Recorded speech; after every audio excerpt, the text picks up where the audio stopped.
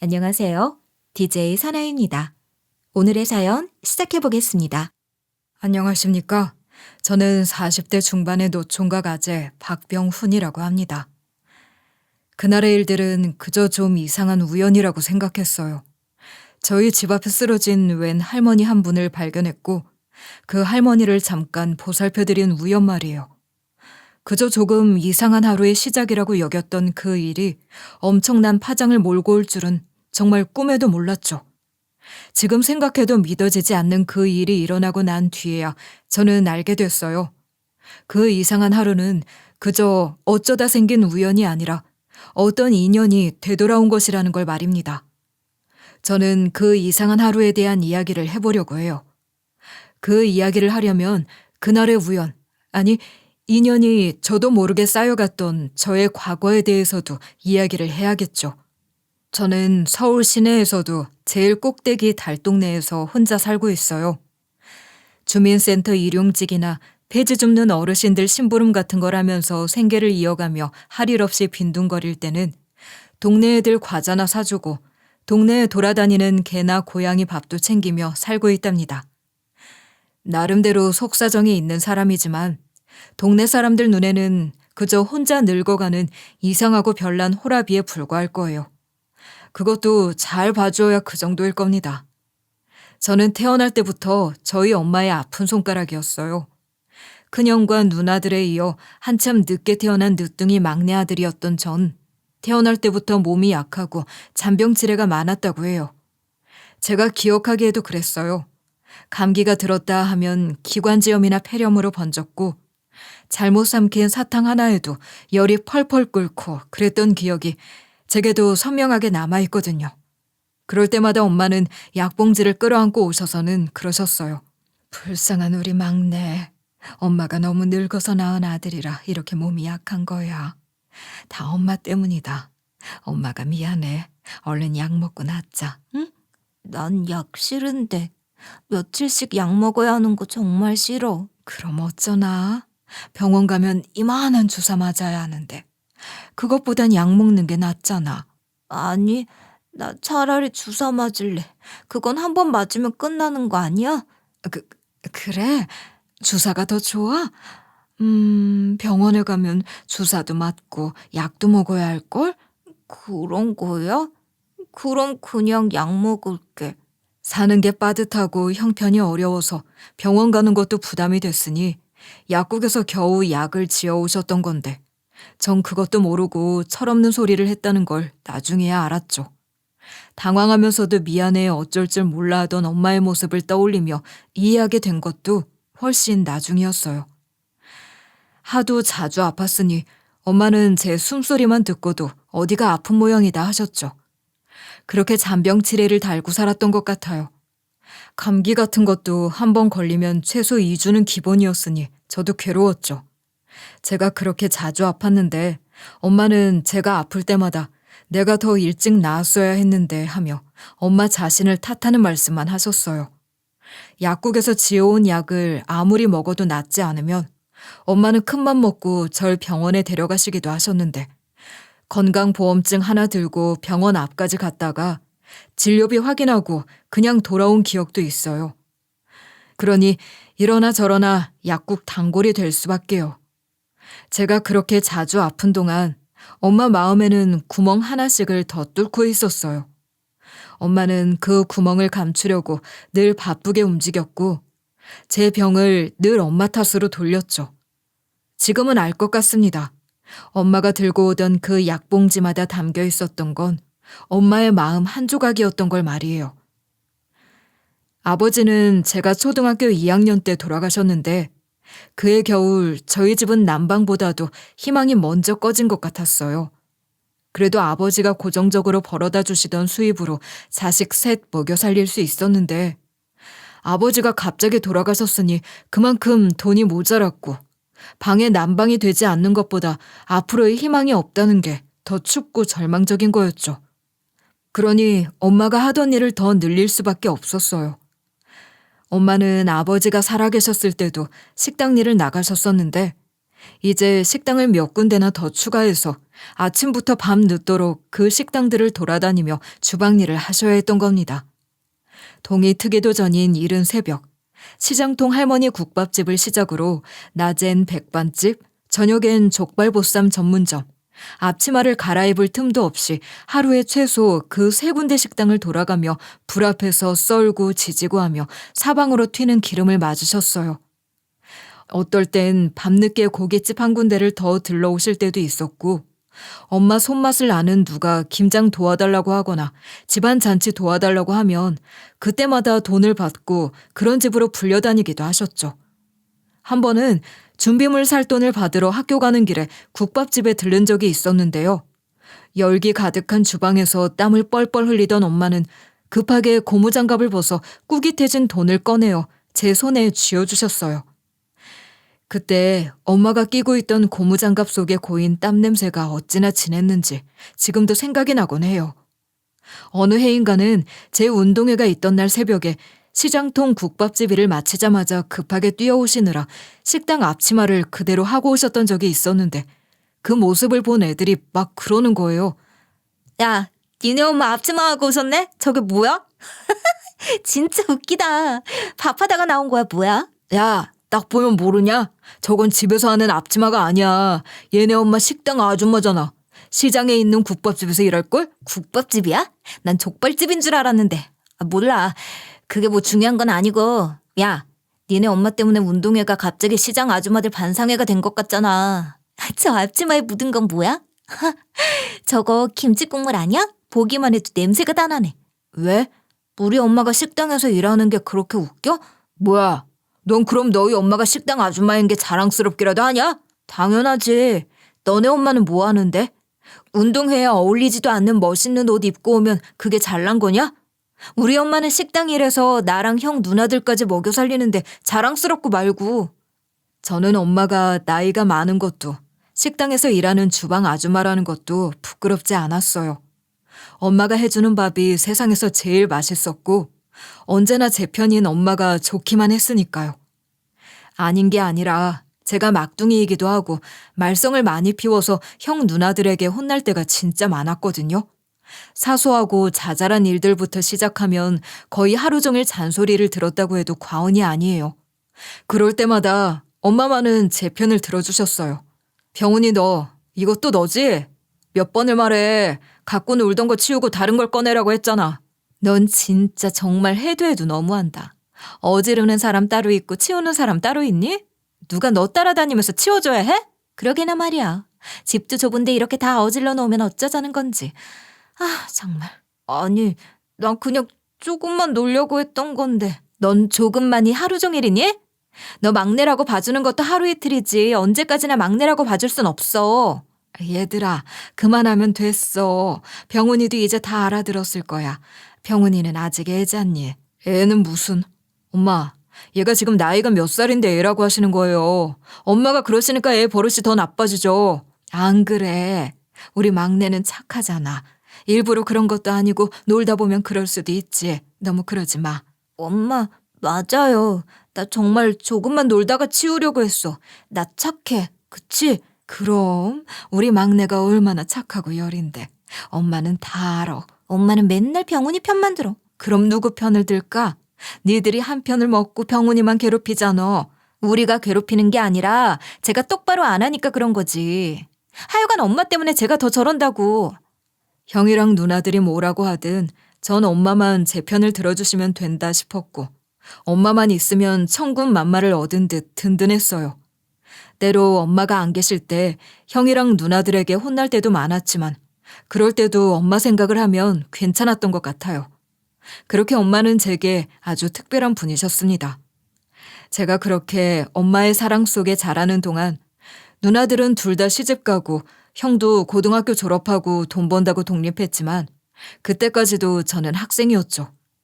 그리고 저는 형과 달리 고등학교를 졸업하고서도 계속 엄마랑 같이 살았어요. 형이 졸업하자마자 돈 벌겠다며 집을 나갔던 것에 비하면 제가 생각해도 저는 다소 응석바지 막내였던 것 같긴 해요.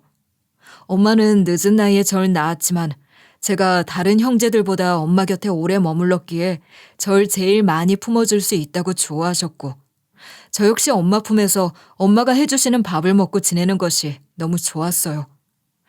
무엇보다도 엄마의 밥상은 제게 특별했어요. 특히 어릴 적 제 기억 속 봄날은 따뜻한 햇살이나 개나리보다도 엄마의 봄나물 밥상으로 더 생생하답니다. 평생 식당 일을 하셨던 엄마는 늘 부엌과 가장 가까운 곳에 계셨던 분이잖아요. 일터에서 하루 종일 땀 흘리고 돌아오셔서도 가족들 밥상만큼은 소홀히 한 적이 한 번도 없으셨어요. 형편이 어려웠으니 비싼 식재료는 꿈도 못 꿨지만 엄마가 할 수 있는 한 최고의 밥상을 차려주려고 노력하셨다는 걸 전 너무 잘 알아요. 매년 봄이면 엄마의 그런 정성이 더해졌어요. 돈 벌러 다니는 것만 해도 벅찬 하루를 사시면서도 짬을 내어 개울가 밭두길 따라 도단한 냉이, 달래, 쑥, 쓴바귀 같은 것을 뜯어오셨거든요. 이름부터 싱그러운 그 봄나물들은 엄마의 손을 거쳐 아삭하고 고소하고 씁쓸한 듯 시원한 맛으로 밥상에 오르곤 했습니다. 그 어느 계절보다 풍성하고 향기로운 밥상이었죠. 한 그릇 가득 담긴 보리밥 위에 된장에 조물조물 묻힌 냉이무침, 고춧가루 솔솔 뿌린 달래장, 된장 풀어 끓인 봄나물 된장국, 여기에 묵은지 한 조각이면 그야말로 완벽한 밥상이었어요. 가난했기에 그런 밥상에도 감동하고 행복해했을지 모르겠지만 지금 생각해도 엄마의 그 밥상은 정말 최고였어요. 그 소박함은 세상에서 가장 따뜻하고 그리운 맛일 겁니다. 엄마의 봄나물 밥상을 앞에 두고 엄마와 나누던 대화도 생생해요. 엄마, 난 엄마가 끓여주는 봄나물 된장국이 세상에서 제일 맛있어. 그걸 맛있다고 해주는 게 너밖에 없지만 엄마는 네가 맛있다고 하면 그걸로 됐어. 봄나물 나는 동안 실컷 먹을 수 있게 해줄게. 형이나 누나들은 맛을 몰라, 그치? 이게 쌉싸름하면서도 달큰한 게 얼마나 맛있는데. 아유, 우리 병훈이 봄나물 맛을 제대로 하네. 그럼 엄마 덕분에 어릴 때부터 봄나물 맛 제대로 보며 자랐잖아. 옛날처럼 지천에 봄나물이 깔려있지 않아서 사 먹어야 하는 나물이 많아지긴 했지만 이 정도는 엄마가 얼마든지 사 먹일 수 있으니 맛있을 때 많이 먹으렴. 봄나물은 약이야. 옛날에 이게 그렇게 귀한 줄도 모르고 먹었는데 말이다. 진짜 맛있어. 이 냄새, 뜨끈한 국물 한 숟갈 뜨면 그냥 봄이야. 그렇게 맛있니? 특별할 것도 없는데 그렇게까지 말하면 엄마가 부끄러운데. 아니야, 진짜 맛있어. 엄마 봄나물 된장국은 진짜 최고야. 음식은 손맛도 손맛이지만 마음이지. 우리 병훈이 맛있게 먹일 생각으로 끓인 거라 더 맛있나 보다. 엄마가 차려주시는 봄나물 밥상이 너무 맛있어서 제가 제일 좋아하는 계절도 봄이에요. 그 정도니 말 다 했죠? 봄비라도 촉촉하게 내리는 날이면 지금도 엄마의 봄나물 된장국이 간절해요. 늘 가난했으니 그 밥상이란 것도 소박하기 그지없는 것. 값싼 콩나물이나 무나물 같은 것도 일색이었고 계란 반찬이나 멸치 반찬 같은 것도 어쩌다 한 번씩 먹을 수 있는 특별식일 정도로 소박하다 못해 초라한 밥상이었지만 제게는 그 어떤 화려한 밥상보다도 최고였던 엄마의 밥상. 그 중에서도 봄날의 봄나물 된장국의 냄새는 봄비를 맞은 땅 냄새, 또 엄마의 손맛과 엄마 품의 냄새. 그 모든 것들이 제게는 다 엄마였던 것 같아요. 밥 한 숟가락, 국 한 숟가락 떠먹을 때마다 기억이 새록새록한 것 같아요. 가난했지만 마음만은 풍요로웠던 엄마의 밥상과 그 위로 오가던 다정한 눈길들이 엄마와 제게는 그 자체로 큰 위로였을 겁니다. 그렇게 엄마 사랑 담뿍 받고 자랐지만 저는 철이 참 없었어요.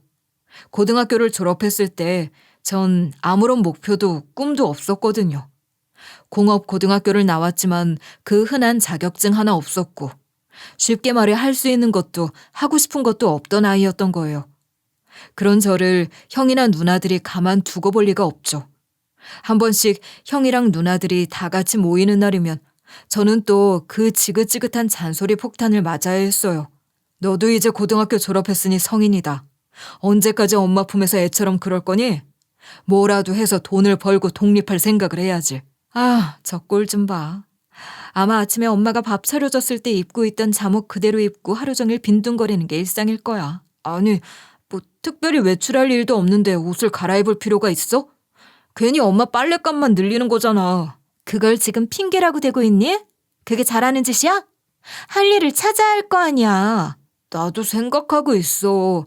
마땅한 일을 고민하고 있단 말이야. 지난달에도 고민 중이라고 했잖아. 언제까지 고민만 할 건데? 그게 백수지 뭐야. 사실 형 누나들 말이 틀린 거 하나 없는데도 그 백수라는 말에 저도 모르게 긁혔는지 발끈하게 되는 거예요. 도둑이 제발 저리는 것인지 하여간 그 백수라는 말이 저는 참 싫었던 것 같아요. 그런데 형이 말끝마다 백수, 백수라고 하니 그게 정말 싫었던 거죠. 왜 자꾸 백수라고 해? 나도 다 생각이 있어. 고민하고 있다잖아. 네가 그렇게 고민하는 사이에 엄마만 고생하시잖아. 하루 세 끼 밥 해주고 빨래도 해주고. 네가 아직도 어린애인 줄 알아? 고등학교 졸업한 지가 언젠데 아직까지 엄마한테 얹혀 살면서 이러냔 말이야. 나도 알아. 엄마 때문에라도 일할 거야. 해야지. 마땅한 일이 없어서 그렇지만 곧 찾을 거라고. 마땅한 일이 없어도 일단 뭐라도 좀 해봐. 네 입맛에 딱 맞는 일이 어딨니? 아르바이트라도 좀 하든가. 우리 중에 누가 자기 마음에 쏙 드는 일을 하고 사니? 그런 사람 이 세상에 아마 몇 명 없을 거야. 하기 싫어도 살기 위해 하는 거지. 넌 엄마한테 얹혀 사니까 절박한 게 없어서 그런 거잖아. 맘만 먹으면 할 일이 얼마나 많을 텐데. 그러니까 우리가 너한테 한심하다고 하는 거야. 물론 저도 언제까지나 집에서 빈둥거릴 수만은 없다고 생각하고 있었어요. 그런데 한 번씩 집에 오는 형이나 누나들 잔소리 등살도 그렇고 저도 눈치라는 게 보이고 엄마한테 미안해서 이것저것 해보긴 했죠. 제일 먼저 해본 건 편의점 야간 아르바이트였어요. 밤 10시부터 아침 6시까지였는데 생각보다 너무 외롭더라고요. 손님은 뜸하고 CCTV는 계속 돌아가는 공간에 혼자 있는 시간이 많다 보니 별별 생각이 다 들고 어쩐지 세상에 혼자 버려진 것만 같은 기분마저 드는 거예요. 게다가 계산 실수라도 하면 점주에게 혼나는 건 기본에 제 돈으로 물어야 할 경우도 생기는 거죠. 이건 아니다 싶어서 한 달도 못 채우고 그만뒀어요. 다음엔 물류창고 일을 해봤어요. 고등학교 동창 녀석 따라간 건데 다들 새벽부터 부지런히 움직이는 와중에 전 일단 일어나는 것부터 너무 힘들었어요. 게다가 박스들은 왜 그렇게 무거운지. 허리도 너무 아프고 손톱도 깨지고 그러는 겁니다. 지게차가 옆을 지나다니는 것도 너무 무섭고 남들 다 뛰어다니는데 저만 겁을 내며 움츠러드는 것 같더라고요. 결국 물류창고 일은 세 번째 나간 날 밥 먹는 시간에 그냥 도망치듯 나와버리고 말았어요. 나름 멋져 보이는 카페 아르바이트 같은 걸 해보려고 했는데 매번 면접에서 떨어졌거든요. 그러다 간신히 한 군데에서 일을 해보라고 했는데 출근 첫날 커피 따르다가 손등 데이고 주문이 밀려서 사장 눈치만 보다가 출근한 그날 바로 잘리고 말았어요. 보다 못한 누나가 마트 시식코너 아르바이트를 소개해줘서 거기도 가봤거든요. 모자 쓰고 앞치마 두르는 것부터 싫었지만 거기까지는 꾹 참고 했어요. 그런데 시식하고 있어요. 한번 드셔보세요. 라고 말하는 게 진짜 입이 안 떨어지더라고요. 게다가 어떤 손님들은 말도 없이 음식만 덥석덥석 집어가고 먹고 버리는 이쑤시개를 아무데나 두고 무시당하는 느낌이 드니까 너무 싫은 거예요. 내가 여기서 왜 이런 걸 하고 있지? 그런 생각만 들고 괜한 자존심만 부풀어 올라서 한 주도 못 채우고 관뒀어요. 이렇게 할 수 있는 일을 해봤고 안 해본 일이 더 많긴 하지만 그런저런 이유로 다 그만둔 거예요. 사실 제 속을 들여다보면 답이 나오는 거죠. 힘든 일을 버텨낼 만큼 간절하지도 않았고 조금만 불편해도 뒤로 물러서게 됐던 거예요. 엄마가 차려준 밥을 먹으며 편하게 지내는 동안 그저 조금 더 편하고 괜찮은 일을 기다리고 있었던 것 같아요. 그 일이 뭔지도 모르면서 말입니다. 형이나 누나들 말이 맞아요. 전 여전히 철이 덜 든 아이 같은 모습, 응석바지가 맞는 거죠 뭐. 혼자서 무언가를 끝까지 해낸 적이 없었어요. 다른 것보다 엄마에게 미안한 마음만큼은 진심이었어요. 그런 저를 다그치기보다는 묵묵히 응원해주고 있는 엄마였기에 더 그랬던 것 같아요. 오늘도 점심 안 차려 먹었지? 엄마가 다 해놓은 거 꺼내 먹기만 하면 되는데 자꾸 그렇게 끼니 거르면 몸 상해. 아, 이것 봐. 얼굴이 또 허옇잖아. 아니, 나 뭐 하는 일도 없이 빈둥거리면서 새끼 다 챙겨 먹는 것도 죄송하지 뭐. 낮에는 낮잠 자니까 배도 별로 안 고팠어. 이리 와서 얼른 밥 먹자. 엄마가 너 좋아하는 된장국 끓였어. 속이라도 따뜻하게 어서 한술 들어. 와, 엄마 된장국은 정말 최고야. 진짜 맛있다. 된장을 한 숟갈 더 풀었더니 더 맛있는 것 같긴 하네. 우리 아들이 맛있으면 엄마는 됐어. 하는 일 없이 낮잠이나 자고 하루 종일 빈둥거린 제게 저녁 밥상을 차려주시는 엄마는 그 와중에도 제 걱정뿐이신 거예요. 엄마가 아무 말 안 하셨어도 그런 엄마를 보니 제가 더 죄송해서 가만히 있을 수가 없더라고요. 무슨 변명이 있겠습니까마는 그래도 제 마음을 엄마에게 표현하고 싶었던 것 같아요. 엄마, 내가 자꾸 일을 그만두기만 하고 제대로 된 일자리를 못 찾아서 미안해. 아니다. 이것저것 해보면서 네 적성에 맞는 일을 찾아야지. 너무 조급하게 생각하지 말고 천천히 찾아보자. 어? 뭐 하나 제대로 하는 게 없어서 미안해. 엄마가 해주는 밥 얻어먹기만 하고 아무것도 안 하는 것 같아서 엄마한테 할 말이 없어. 그런 말 할 것 없어. 네가 그런 생각을 하고 있다는 게 중요한 거야. 엄마한테 미안한 건 생각하지 말고 네가 잘할 수 있는 일을 찾아야지. 나도 형이랑 누나들처럼 뭐든 척척하고 싶은데 내 맘처럼 안 돼. 그래서 나도 속상하고 힘들어. 네가 못나서 그런 게 아니야. 그저 아직 너한테 맞는 옷을 못 찾은 것뿐이지. 옷이 안 맞는다고 사람이 잘못된 건 아니잖아. 그치? 엄마는 평생을 비가 오나 눈이 오나 식당 일 다니며 고생하는데 나는 고작 며칠 일하다가 힘들다고 도망치긴 하니. 엄마에게 그런저런 이야기들을 하는데 갑자기 목이 메는 거예요. 엄마에게 죄송한 마음도 있었고 엄마가 제 얘기를 잘 들어주시고 또 공감해 주시니 마음이 더 약해졌던 것 같아요. 제가 그렇게 울컥하니 엄마는 제 손을 꼭 잡아주시며 제 마음을 더 다독여 주시더라고요. 우리 아들 마음고생이 심했구나. 넌 아직 뭐가 될까 고민할 수 있는 나이야. 그게 얼마나 귀한 시간인데 그래? 그러니까 의기소침하지 말고 마음의 여유를 더 가져도 돼. 엄마가 네 편이잖아. 엄마, 그런데 시간이 지나도 내가 할 수 있는 일을 못 찾으면 어떡해? 나 자신이 없어. 그래도 괜찮아. 남들보다 조금 느리고 늦으면 어때? 중요한 건 네가 그런 마음이 있다는 거야. 기어이 눈물이 핑 돌았어요. 말없이 고개를 푹 숙이고 엄마 손을 더 꼭 쥐었더니 그런 저를 엄마는 따뜻하게 안고 다독여 주셨습니다. 하루 세끼 밥 잘 챙겨 먹고 밤에 잠 잘 자고 그것만 해도 잘하고 있는 거라고. 그러니까 천천히 해보자고. 엄마가 같이 가주겠다고도 하셨어요. 엄마의 그런 말씀들은 단순한 위로를 넘어 엄마라는 존재를 제게 더 각인시켰던 것 같아요.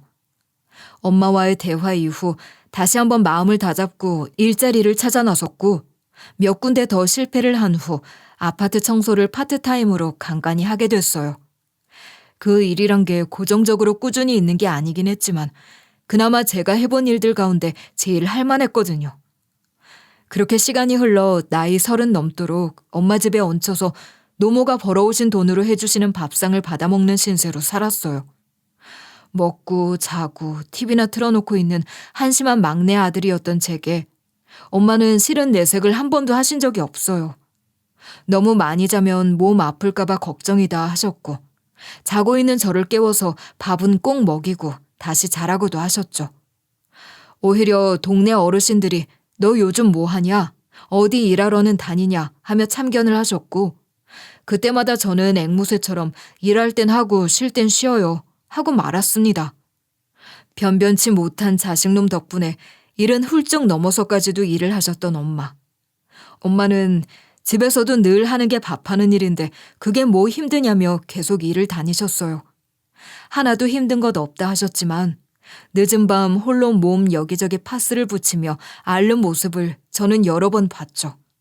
그런 모습을 뵐 때마다 정신 차리고 살아야지 하는 생각은 들었지만 맘처럼 쉽지 않더라고요. 자식이 효도하도록 부모는 기다려주지 않는다고 하잖아요. 제게도 그런 일이 일어나고 말았습니다.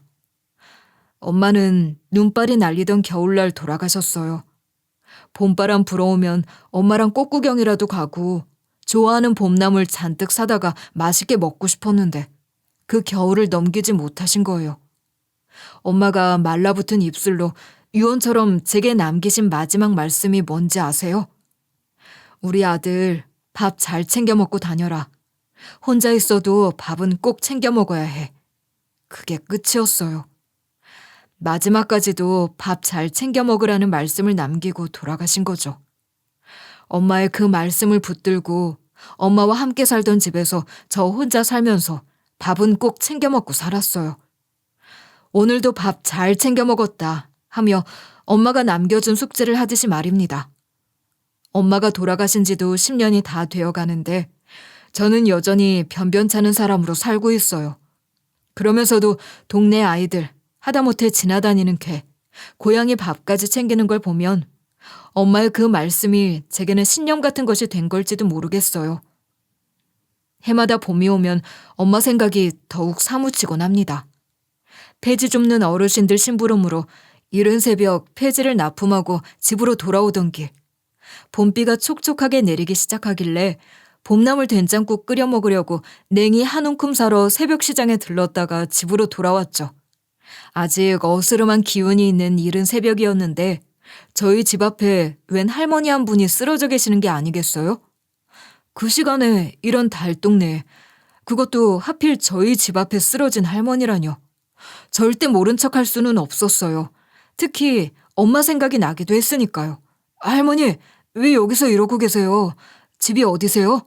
어디 편찮으시거나 불편한 건 아니세요? 할머니는 대답을 하진 못하셨지만 의식이 아예 없으신 건 아니셔서 일단 누추하지만 저희 집으로 모셔와 자리를 봐드리고 누우시게 한 후 냉이 넣은 된장국 끓여서 아침상도 준비했어요.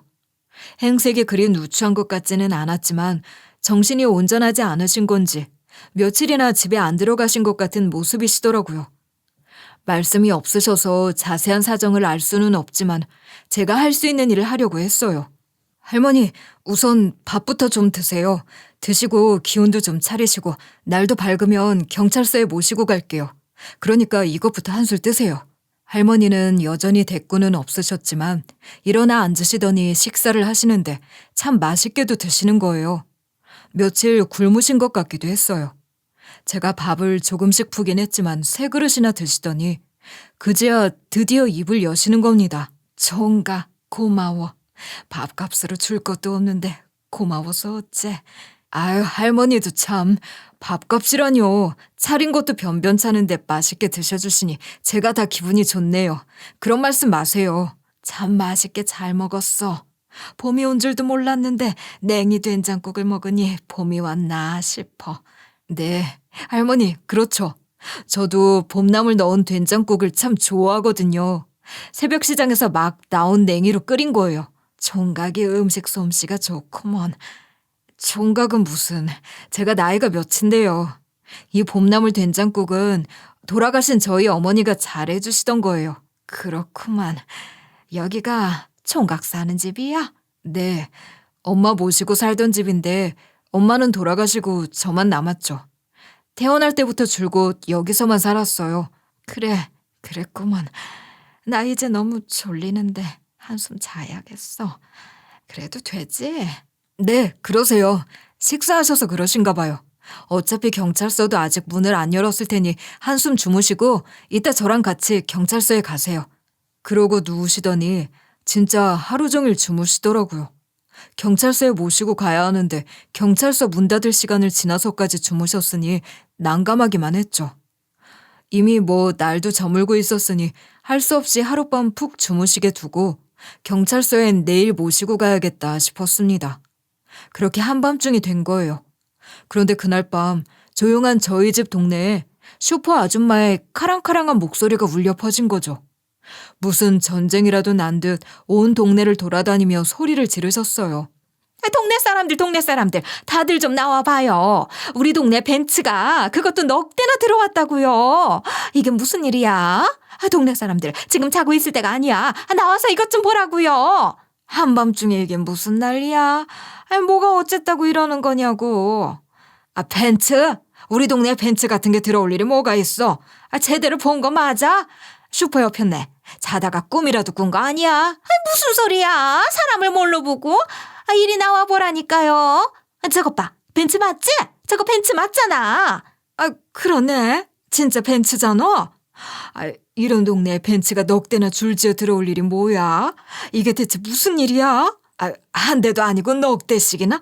우리 동네에 이런 차들이 웬 말이야? 그러니까. 무슨 드라마 촬영이라도 하는 건가? 그런 거 하면 사전에 동의도 구하고 그러는 거 아니야? 그런 거 들은 소리 있어? 아니, 전혀. 뭐야? 달동네 사람들이라고 무시하는 거야? 뭐야? 드라마 촬영은 무슨. 카메라도 한 대 없잖아. 그리고 저 운전기사인지 보디가드인지 좀 보라고. 드라마가 아니라 진짜야, 진짜. 슈퍼 아줌마가 호들갑을 떨 만한 일이었어요. 승용차라고는 보기 힘든 달동네 초입에 벤츠가, 그것도 넉 대가 한꺼번에 들어올 일이 뭐가 있겠냐고요. 저를 비롯한 동네 사람들도 여럿이 나와 구경거리 났다 하는 마음으로 기웃거리고 있었죠. 그런데 그 벤츠에서 내린 사람들이 향한 곳이 다름 아닌 저희 집이었던 겁니다. 아니, 이게 대체 무슨 일이란 말입니까? 그런데 왜 저 사람들이 박씨네 집으로 오는 것 같지? 박씨 뭐 잘못한 거라도 있어? 내가 무슨. 새벽에 웬 할머니 한 분이 쓰러져 계시길래 집에 모신 것 말고는 특별한 일이 전혀 없었는데. 뭐? 그래서 누군지도 모르는 사람을 집에 들였단 거야? 그것 때문이야. 박씨는 겁도 없이. 혹시 알아? 그 할머니가 엄청 높은 집안 사람일지. 박씨 큰 사례라도 받는 거 아니야? 뭐야? 박씨 재벌가에 은혜 베푼 사람 되는 거야? 재벌가에서 오매불망 찾고 있는 할머니를 박씨가 보호하고 있는 거 아니냐고. 괜히 헛바람 넣지 말아요. 할머니 잘못 모셨다고 텀탱이 나왔으면 다행이지. 아닌 게 아니라 저도 오만 가지 생각이 들어서 머릿속이 복잡하기만 했어요. 대체 무슨 일인지 조바심이 나더라고요. 벤츠에서 내린 사람들은 제 나이 또래의 여자 4명이었어요. 다들 엄청나게 차려입고 있었는데 서로 닮은 걸 보니 딱 봐도 자매지간 같았죠. 그 여자들은 맹렬히 저희 집으로 쳐들어와서는 저를 보고 그러는 거예요.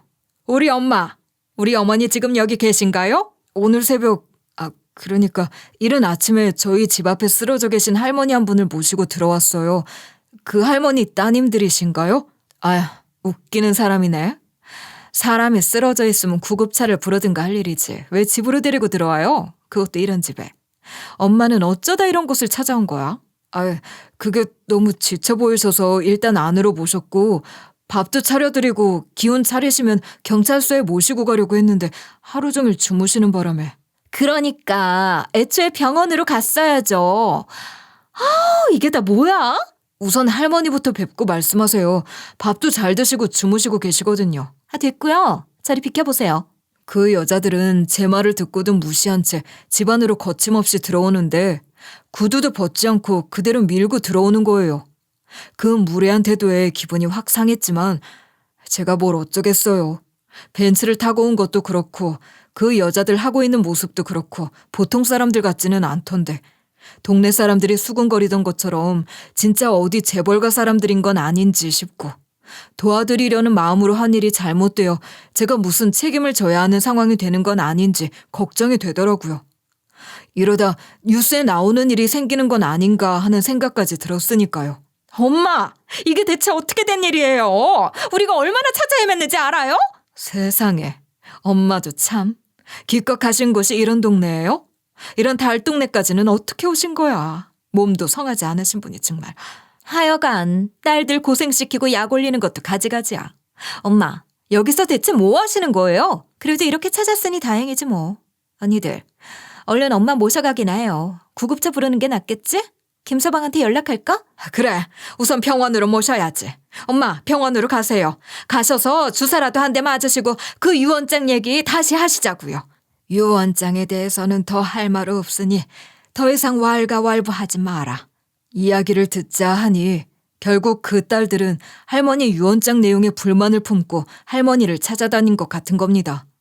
다급해 보이는 내 딸들과 달리 담담하지만 단호한 할머니의 태도를 보아 전후 상황이 조금은 짐작이 되는 것 같기도 했죠. 엄마, 그걸 저희들 어떻게 받아들이라고 이러세요? 그렇게 유언장 내용만 고지하고 사라지시면 또 어쩌라고요? 여기까지는 혼자 오신 거예요? 세상에, 이런 곳에 어떻게... 언니, 지금 그게 중요해? 엄마, 그 유언장은 말도 안 돼요. 그런 법이 어딨어요? 정말 그게 엄마 뜻이라고요? 엄마, 우리 진짜 충격받았어요. 엄마 재산 중 그렇게 큰 돈을 아무 연고도 없는 사람한테 넘기다니요. 그 사람이 대체 누군데요? 도무지 납득을 할 수가 있어야 말이지. 엄마, 말씀을 좀 해보세요. 내 재산을 내 마음대로 하겠다는데 너희들이 무슨 말이 그렇게 많으냐.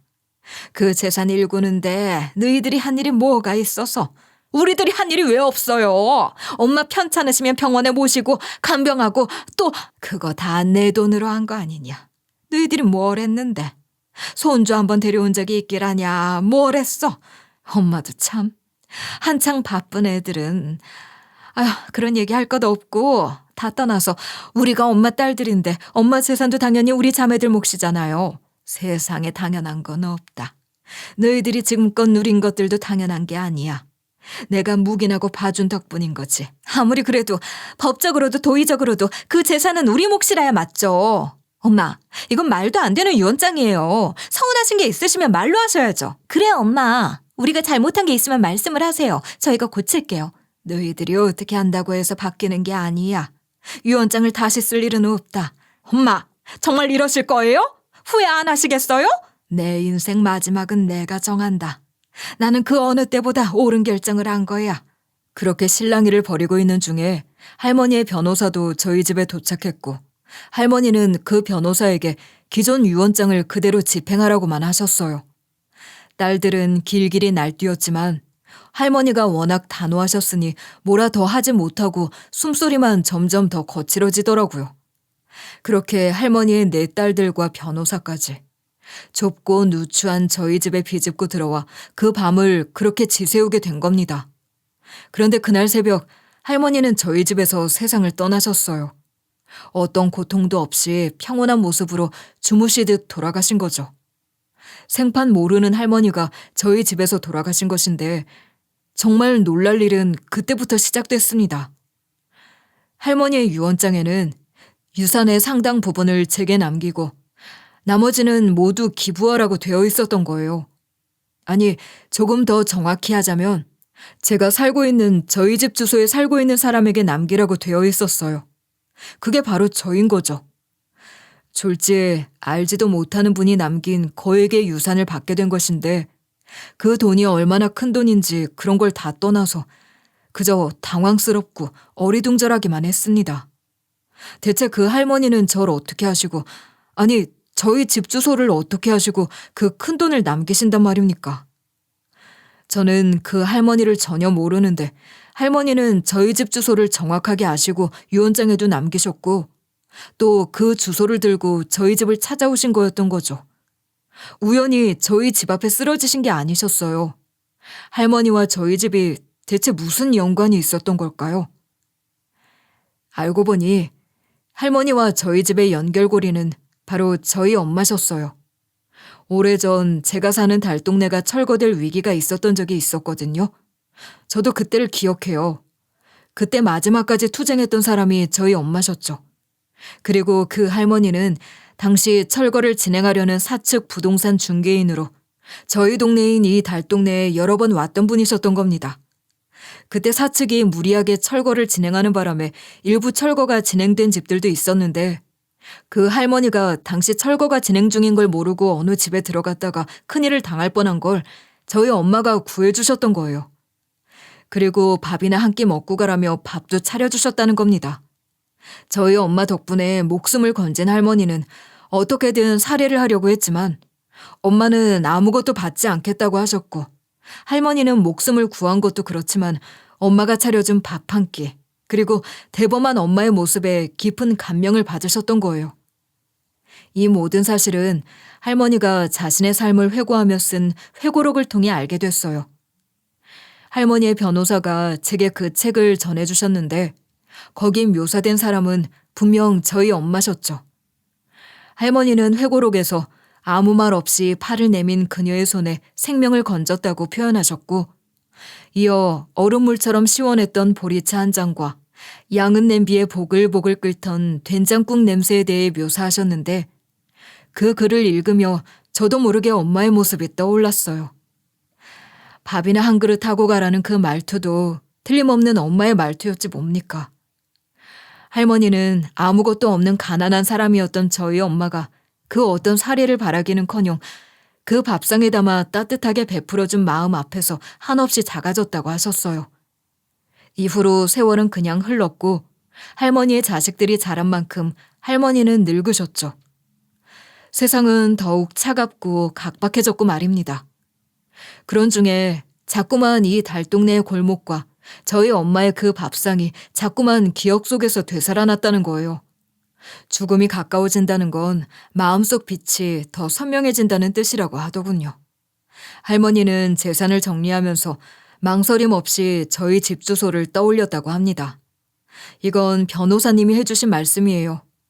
그날 할머니를 살린 엄마의 손길, 또 그 손길로 차려준 한 끼에 대한 대가, 평생 잊지 못한 은혜에 조금 늦은 답장을 보내는 것뿐이라고 말이에요. 그 모든 이야기를 듣고 나니 엄마가 그토록 중요하게 생각하던 밥상이 제 인생을 바꾼 건 아닌가 그런 생각이 들더라고요.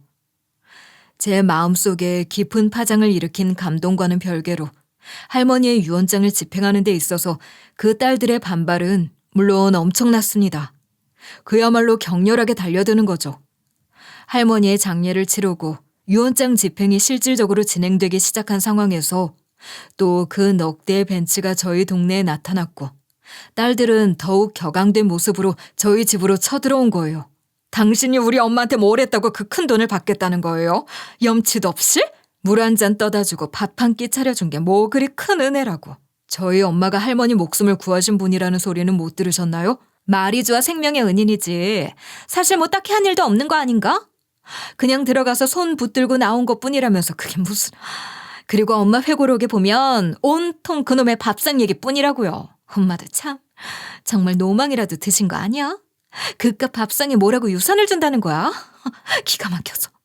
생명의 은인이고 밥상이고 간에 이건 말도 안 되는 거야. 엄마 정신이 온전치 않으실 때 작성하신 게 틀림없다고. 당신 우리 엄마 그날 처음 본 게 맞아? 그 전부터 다 알고 우리 엄마한테 접근했던 거 아니야? 그래, 그럴 가능성도 충분히 있지. 그랬다면 그건 사기야, 사기. 말도 안 돼. 우리가 엄마를 모신 게 몇 년인데 이런 사람한테 유산이라니. 이것 보세요. 다들 진정들 좀 하시고요. 전 할머니나 할머니의 회고록에 대해서도 전혀 몰랐고 저희 엄마와 할머니 사이에 그런 인연이 있다는 것도 전혀 몰랐어요. 믿기지 않았지만 회고록을 보고 조금은 이해할 수 있게 됐죠. 딸들이라면서 할머니 마음을 정말 모르시는 건가요? 뭐예요? 지금 우리가 우리 엄마 마음도 모르는 딸들이다 이건가요? 그렇잖아요. 그 회고록을 제대로 읽었다면 어떤 마음으로 그런 결정을 하셨던 건지 조금은 알 텐데요. 그쯤 되니 저도 슬슬 화가 나더라고요.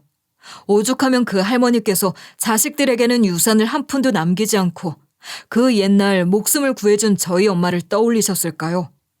그간 얼마나 각박한 세상의 환멸을 느끼고 돈밖에 모르는 딸들에게 실망하셨으면 그러셨을까 그 말입니다. 그런 결정을 내린 어머니의 마음을 이해하지는 못할 망정 이런 식으로 제게 찾아와 염치가 없다는 둥 그 돈 받을 자격이 있네 없네 하는 것이 화가 나기 시작했어요. 그러니 제 말도 곱게 나가질 않는 거죠.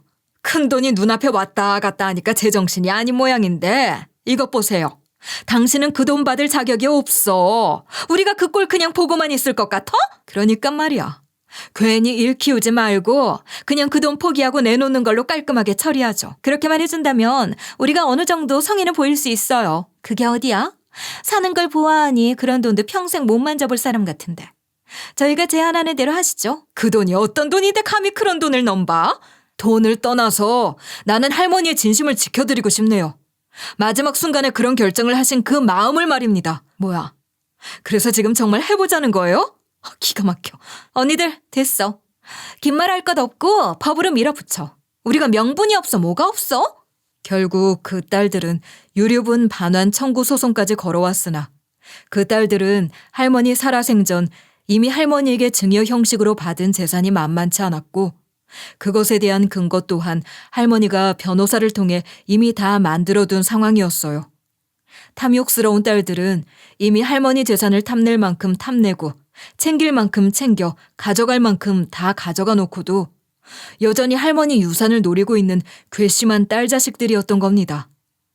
그런 자식들 모습에 회의감을 느낀 할머니가 그런 결단을 내렸던 것을 저는 너무나도 이해할 수 있었어요.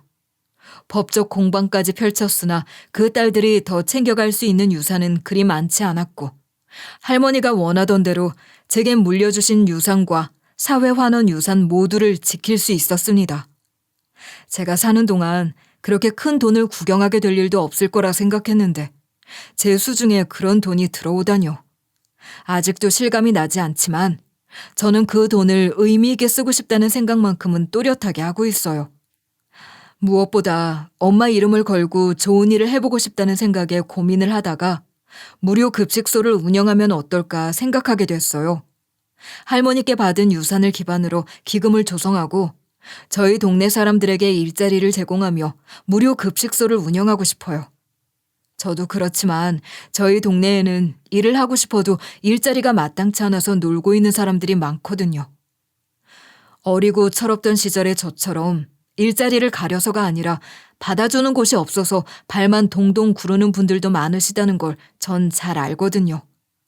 그런 분들을 도울 수 있고 하루 한 끼 먹는 것도 힘든 분들에게 따뜻한 밥 한 끼를 제공할 수 있다는 보람도 있으니 이 일보다 더 좋은 일은 없을 겁니다.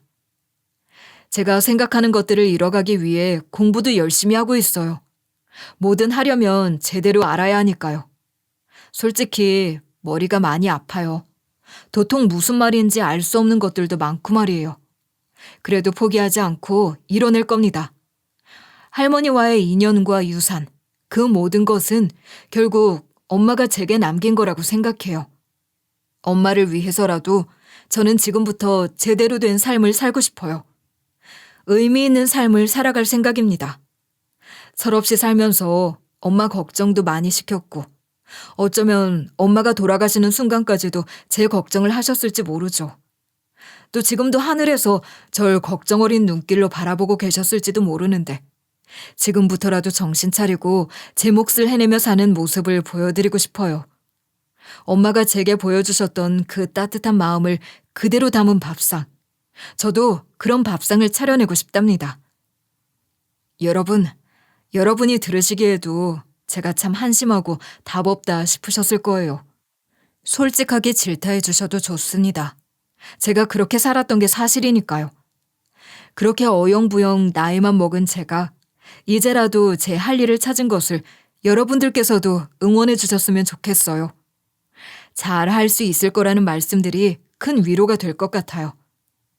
사실 제 옆에는 그런 응원을 해줄 사람이 많지 않거든요. 형이나 누나들은 이미 절 내놓은 거나 마찬가지인데 이 기회를 통해 제가 다시 사는 모습을 보여준다면 형 누나들도 절 조금은 인정해 주지 않을까요? 그렇게 저도 사람 사는 것처럼 살아보려고요.